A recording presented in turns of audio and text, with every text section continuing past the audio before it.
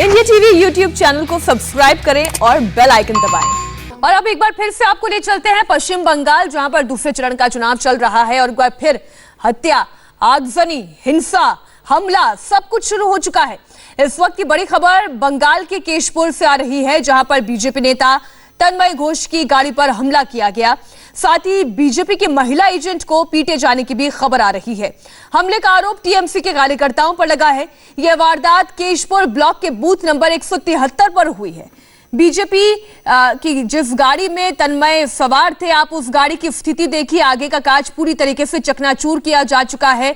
तन्मय घोष की ये कार है और इनकी गाड़ी पर यह हमला किया गया है। इतना ही नहीं, जो बीजेपी एजेंट महिला बताई जा रही है, केशपुर की घटना है, उन्हें भी पीटा गया है। गाड़ी को देखिए पूरी तरीके से तबाह कर दिया गया, आगे का शीशा तोड़ दिया गया, साइड मिरर्स तोड़ दिए गए हैं। और ज्यादा जानकारी हम अपने संवाददाताओं से लेंगे, लेकिन ये जो खूनी बदले का खेल पश्चिम बंगाल में चलता है, इसकी एक एक तस्वीर परेशान करने वाली है। आज मतदाता अपने अपने घरों से मतदान के लिए निकल रहे हैं और इस बीच इस तरीके से हिंसा का रूप धरना ये कतई जायज नहीं है। लेकिन यही बंगाल की राजनीतिक हिंसा का चरित्र हम लगातार बीते 2-3 महीनों से आपके सामने रख रहे हैं।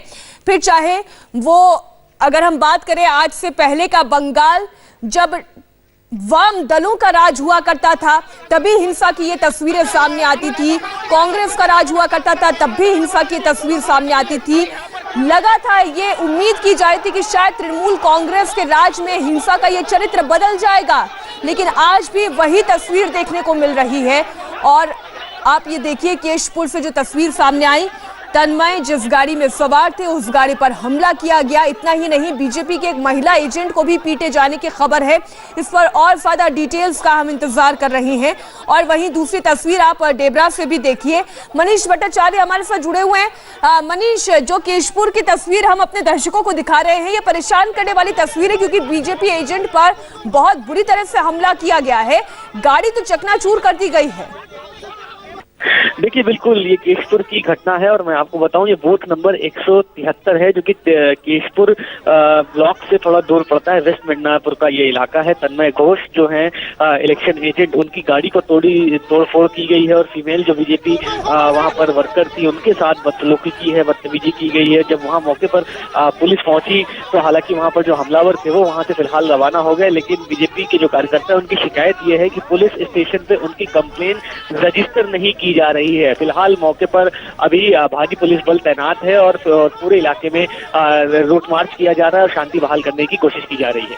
मनीष, किसी एक दल के मुखिया का ये कहना कि केंद्र की फोर्सेस तो आएंगी और जाएंगी, लेकिन हम यहीं पर रहेंगे, और उसके बाद टीएमसी के कार्यकर्ताओं का इस तरीके से हिंसक हो जाना, ये जैसे कि मानो एक परिपाटी सी चल रही है पश्चिम बंगाल में बीजेपी के कार्यकर्ताओं पर, चाहे सीनियर लीडरशिप हो, सीनियर लीडरशिप पर भी हमला किया जाता रहा है।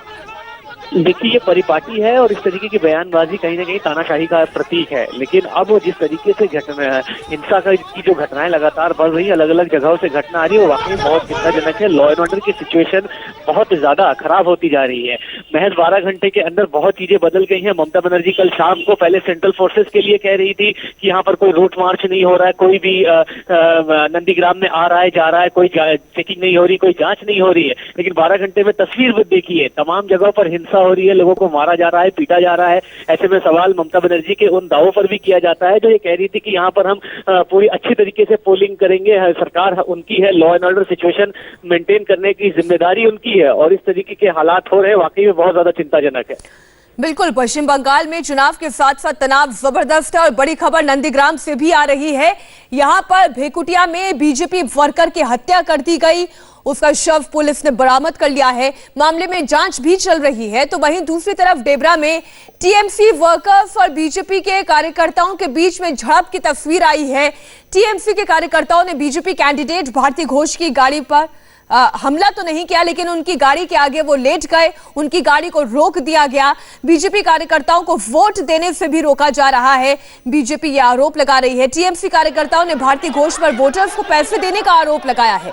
इसके अलावा वेस्ट मिदनापुर के घाटल में भी हंगामा हुआ है। आपको बताते हैं, घाटल वही इलाका है जहां से 2019 में भारती घोष ने लोकसभा का चुनाव लड़ा था। हालांकि यहां पर वो जीत दर्ज नहीं कर पाई थी, लेकिन इस बार वो डेबरा से विधानसभा का चुनाव लड़ रही हैं। इसलिए दोनों ही इलाके ऐसे हैं जो कि बहुत ही सेंसिटिव कहे जा रहे हैं। जिन महत्वपूर्ण सीटों की बात हम इस फ्रेज में कर रहे हैं उसमें नंदीग्राम तो है ही, लेकिन साथ ही साथ डेबरा की भी ये सीट बहुत महत्वपूर्ण है। डेबरा और घाटल की ये दो तस्वीरें आपके सामने।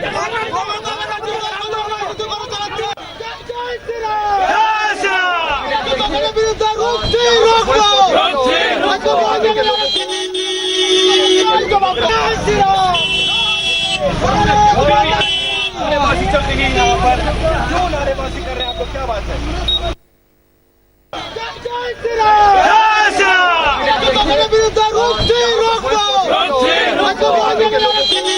बीजेपी के पोलिंग बूथ एजेंट ने आरोप लगाया कि टीएमसी के लोगों ने उन्हें बूथ के अंदर नहीं जाने दिया। আমাকে তৃণমূলের লোক অভিযোগ করেছে আমি পোলিং এজেন্টের ফর্ম দিতে গিয়েছিলাম, ফর্ম দিয়ে ফিরে আসার পথে রাস্তার উপরে আমাকে ওরা আটক করেছে যে আমি নাকি ভোট লুট করতে এসেছি, সেই জন্য ওরা। आपने सुना, वो ये साफ कह रहे थे कि वो अपना फॉर्म लेकर गए थे, भीतर जाने वाले थे, लेकिन टीएमसी के कार्यकर्ताओं ने उन्हें भीतर नहीं जाने दिया गया, उन्हें रोका गया, हिंसा का सहारा लिया जा रहा है।